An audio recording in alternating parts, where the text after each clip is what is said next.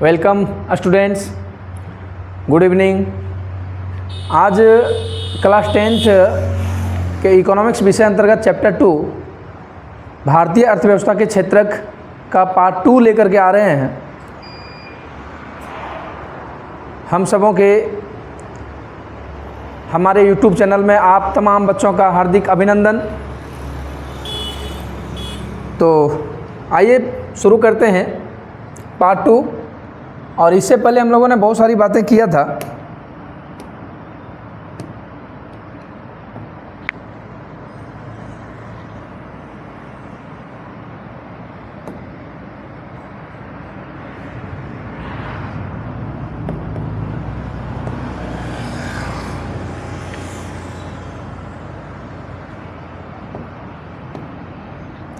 सकल घरेलू उत्पाद का बात कर लेंगे हम लोग, जीडीपी का, है ना। बहुत बेहतरीन चीज़ है जीडीपी। हमने बताया था आपको जीडीपी क्या होता है। GDP stands for gross domestic product, सकल घरेलू उत्पाद, है ना।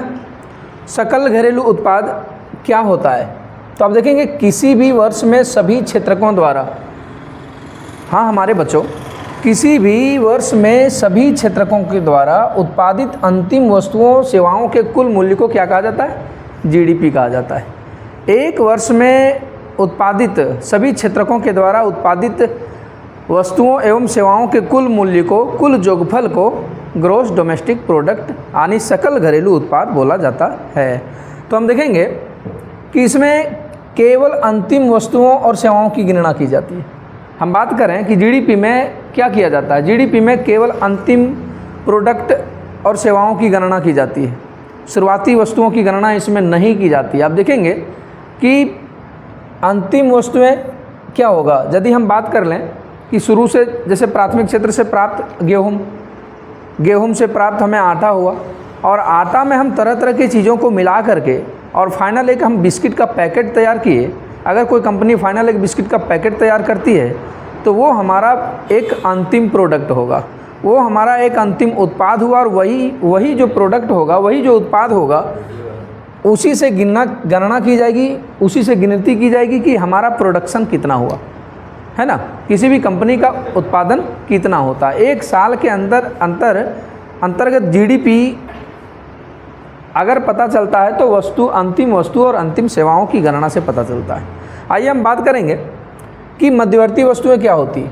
तो मध्यवर्ती वस्तुएं होती है जैसे गेहूं, आटा, गेहूं से लेकर बिस्किट बनने तक के बीच के जितने भी चीज़ें लग गए, वो टोटल के टोटल वस्तुएं हो जाएंगे, मध्यवर्ती वस्तुएं हो जाएंगे।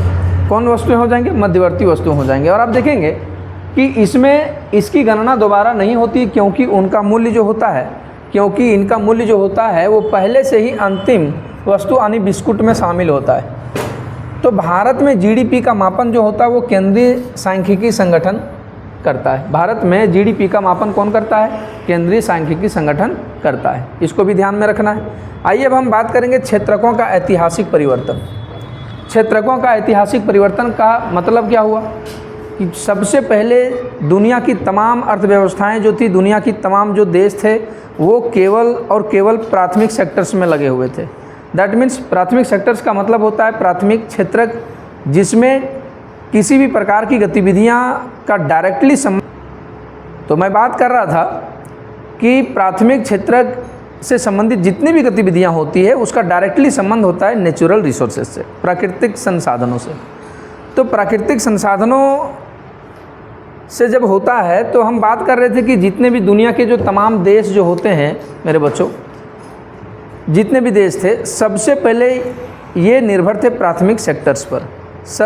सभी देश निर्भर थे कृषि सेक्टर से, है ना। धीरे धीरे जब ज़रूरत पड़ा, जब इन्हें कच्चा माल की प्राप्ति हुई, ज़रूरत पड़ा, मिल की ज़रूरत पड़ा, कारखाने की ज़रूरत पड़ गए, तो आप देखेंगे जब गेहूं से आटा बनाने का नौबत आ गया तो इनको आवश्यकता महसूस हुई किसकी, द्वितीयक सेक्टर की। द्वितीयक सेक्टर किसे कहते हैं, तो जहाँ पर वस्तुओं का निर्माण और विनिर्माण हो, जहाँ पर वस्तुओं का निर्माण और विनिर्माण संबंधित गतिविधियाँ हो, वैसे सेक्टर्स को हम क्या कहते हैं, सेकेंडरी सेक्टर कहते हैं।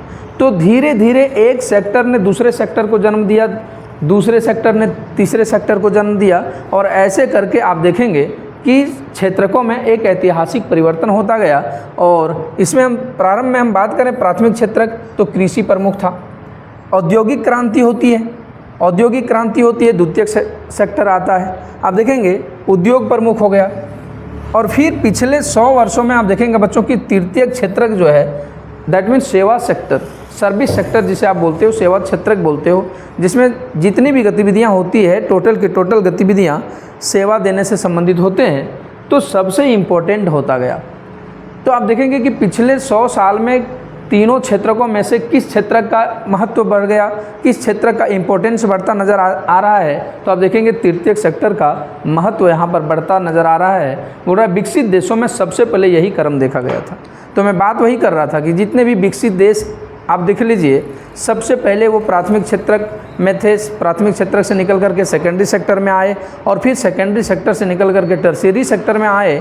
और टर्शियरी सेक्टर का महत्व जो है आज दोनों सेक्टर के मुकाबले ज़्यादा बढ़ता नज़र आ रहा है।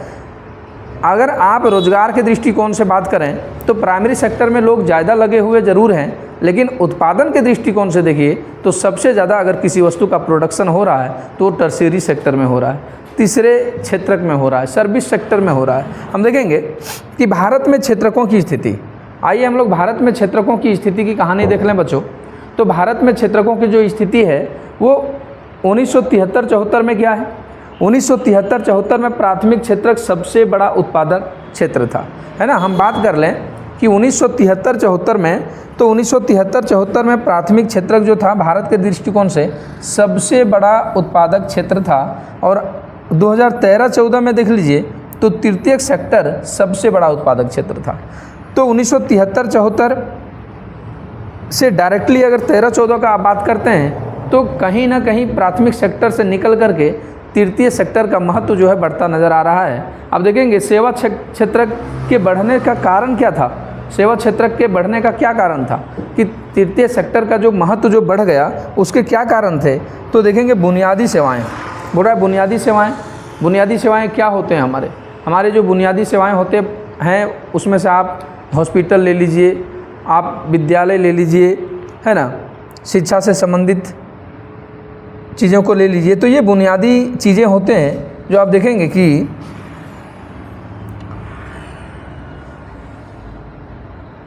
बैंक ले लीजिए, डाक ले लीजिए, पुलिस ले लीजिए, ये सारे की सारी जो चीज़ें होते हैं वो बुनियादी आवश्यकताएं होते हैं, हमारे बुनियादी चीज़ें होते हैं। और ये सारे के सारी चीज़ें किससे जुड़ा हुआ है, ये सारे की सारी चीज़ें ये सेवा क्षेत्र से जुड़ा हुआ है, ये टर्शियरी सेक्टर से जुड़े हुए हैं। और इसलिए तीसरे क्षेत्र का महत्व जो है वो बढ़ता नज़र आया, तीसरे सेक्टर का जो इम्पोर्टेंस है वो बढ़ता दिखता गया। और आप इस प्रकार से आप बोल सकते हैं कि ये सबसे इम्पोर्टेंट कारण बनता है कि सेवा क्षेत्र का महत्व काफ़ी बढ़ गया। और फिर कृषि और उद्योग के विकास हुए, फिर हम देखेंगे कृषि और उद्योग का विकास हुआ। और कृषि और उद्योग के विकास से परिवहन, परिवहन क्या है, सेवा सेक्टर की बातें, सेवा सेक्टर की गतिविधियाँ। आप देखेंगे व्यापार में वृद्धि, भंडार में वृद्धि हुई, और सारे चीज़ों में वृद्धि जो हुई तो आप देखेंगे कि तीसरे जो क्षेत्रक हुआ, जो सर्विस सेक्टर हुआ, उसका महत्व जो है काफ़ी बढ़ता नज़र आया हमारे बच्चों। तो इस प्रकार से हमने देखा कि कैसे प्राथमिक क्षेत्र से निकल करके फिर सेकेंडरी सेक्टर, और फिर सेकेंडरी सेक्टर और प्राथमिक सेक्टर से ज़्यादा इंपॉर्टेंस अगर बढ़ गया तो तीसरे सेक्टर का कैसे बढ़ गया, ये अभी बहुत बेहतरीन तरीके से मैंने आपको बताने की कोशिश की। आइए इसके आगे की कहानी हम लोग देख लें।